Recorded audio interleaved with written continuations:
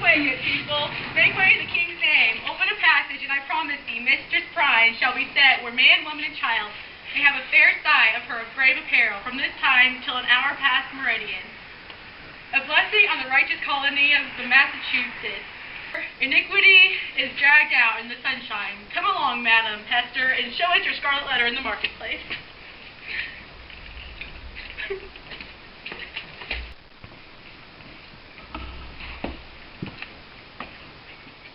While standing on the scaffold, Pester saw her hometown in England, in the house she grew up in.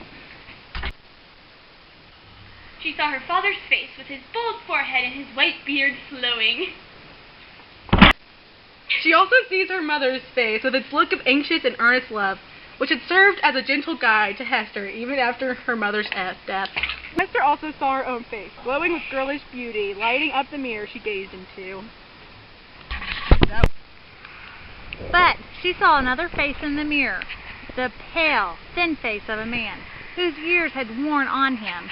The weary face and bleary eyes had a strange, penetrating power that could see into a human soul. Finally, in place of these shifting scenes came the image of the primitive marketplace of the Puritan settlement, where all of the townspeople had gathered to point their stern gazes at Hester Prynne. She stood on the platform of the pillory, an infant on her arm, and the letter A surrounded in scarlet and wonderfully embroidered with gold thread upon her bosom.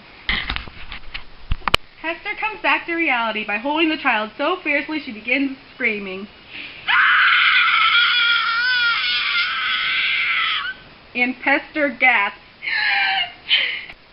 Hester looks at the scarlet letter and touches the letter and the baby to make sure they are both real, and everything turns black.